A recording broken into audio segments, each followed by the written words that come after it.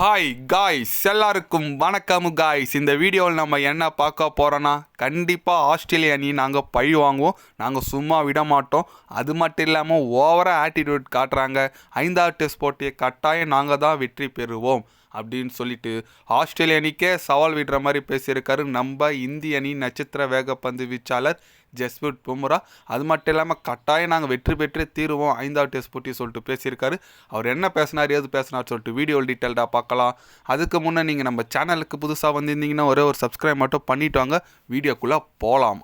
ஆமாங்க, இந்தியா பார்த்தீங்கன்னா இப்போ சிட்னிக்கு வந்து சேர்ந்துருக்காங்க. வந்தவுடனே காலையில் பத்திரிக்கையாளர் சந்திப்பு நம்ம ஜஸ்பிரிட் பும்ரா கலந்தார். அப்போ அவர் என்ன சொன்னாருன்னு கேட்டிங்கன்னா, எனக்கு ரொம்ப ஏமாற்றமாக இருக்குது. கண்டிப்பாக நாங்கள் இந்த சீரீஸை வின் பண்ணணும் தான் ஆஸ்திரேலியாவுக்கு வந்தோம். பட் எங்களால் வின் பண்ண முடியல. இருந்தாலும் நாங்கள் ஐசிசி டெஸ்ட் சாம்பியன்ஷிப் ஃபைனலுக்கு போனோன்னா ஒரு சான்ஸ் இருக்குது. அது நாங்கள் 5th டெஸ்ட் போட்டி வெற்றி பெற்று ஆகணும். அதனால் கண்டிப்பாக 5வது டெஸ்ட் போட்டி நாங்கள் வெற்றி பெறுவோம்.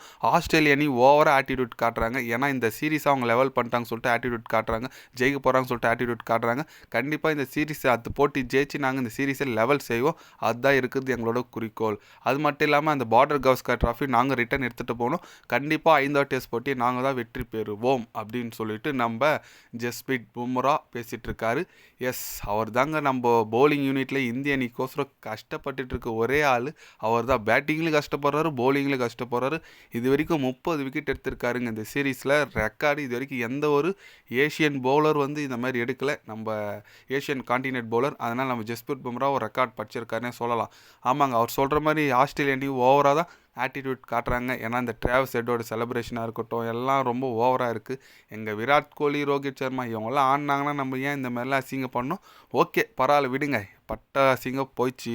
கண்டிப்பாக அடுத்த சிட்னியில் நடக்க போகிற 5வது டெஸ்ட் போட்டி வர 3ஆம் தேதி தொடங்க போது நம்ம இந்திய அணி கட்டாயம் வெற்றி பெற்று ஆகணுங்க. அப்போ தான் நமக்கு அந்த பார்டர் கவாஸ்கர் ட்ராஃபி ரிட்டர்ன் எடுத்துகிட்டு போக முடியும். ஏன்னா ஒரு 6 வருஷமாக நம்ம தான் வச்சுட்ருக்கோம். ட்ரா ஆயிடுச்சுன்னா சீரீஸு கண்டிப்பாக அது இதுக்கு முன்னே ஜெயிச்ச டீம் யாரும் அவங்களுக்கு தான் ட்ராஃபி போகும். அது வகையில் பார்த்தீங்கன்னா நம்ம இந்திய அணி எடுத்துகிட்டு போவோம். இதுதான் இருக்கிற உண்மை. நம்ம இந்திய அணியை அடுத்த போட்டி வெற்றி பெற்று ஆகணுங்க. ஜஸ்பிரிட் பும்ரா அவர் வழக்கம் போல் கஷ்டப்படுவார். அவர் கூட ஹெல்ப் யாருன்னா போலிங்கில் சிராஜ் அப்பப்போ போடுறாரு, ஆகாஷ்தீப் நல்லா போடுறாரு, அவருக்கு விக்கெட் வீழ மாட்டேங்குது. அந்தமாதிரி நிறைய இருக்குங்க. கூட யாருன்னா சப்போர்ட் பண்ணால் மட்டும்தான் நம்ம இந்திய அணி போலிங் யூனிட்லேயும் ஜெயிக்க முடியும், பேட்டிங்லேயும் ஜெயிக்க முடியும். போலிங்கில் முகமது ஷமி இல்லாதது ஒரு ரொம்ப பெரிய பின்னடைவு இந்திய அணிக்கு, அது தெரியுது கிளியராக. ஓகே, நடந்து போச்சு. ஆஸ்திரேலிய அணி ஓவர் ஆட்டிடியூட்லாம் காட்டுறாங்க. ஓகே, அது வழக்கம் தான், தெரிஞ்சது தான் அவங்க பண்ணுறது. நம்ம இந்த சீரீஸை லெவல் பண்ணுறதுக்கு என்ன பண்ணணுமோ அது மட்டும் பண்ணோம். ரோஹித் சர்மா வேறு ரிட்டையர் ஆக போகிறதா தகவல் வந்திருக்கு. அது எந்த அளவுக்கு உண்மைன்னு தெரில. கூடிய விரைவில் அது அப்டேட் நான் கொடுக்குற சேனலில். ஆனால் கண்டிப்பாக இந்திய அணி 5வது டெஸ்ட் போட்டி வெற்றி பெறுமா பெறாதா, அவங்களோட கருத்து என்னன்னு சொல்லிட்டு கமெண்டில் சொல்லுங்கள். இது போன்ற ஸ்போர்ட்ஸ் நியூஸாக தெரிஞ்சுக்கணுன்னா சேனலை சப்ஸ்கிரைபர் லைக் ஒன்று பண்ணிக்கோங்க. கண்டிப்பாக கிரிக்கெட் பற்றி day by day channel update வரும். மறக்காமல் சப்ஸ்கிரைப் மட்டும் கொஞ்சம் பண்ணி வச்சுக்கோங்க. நன்றி, வணக்கம்.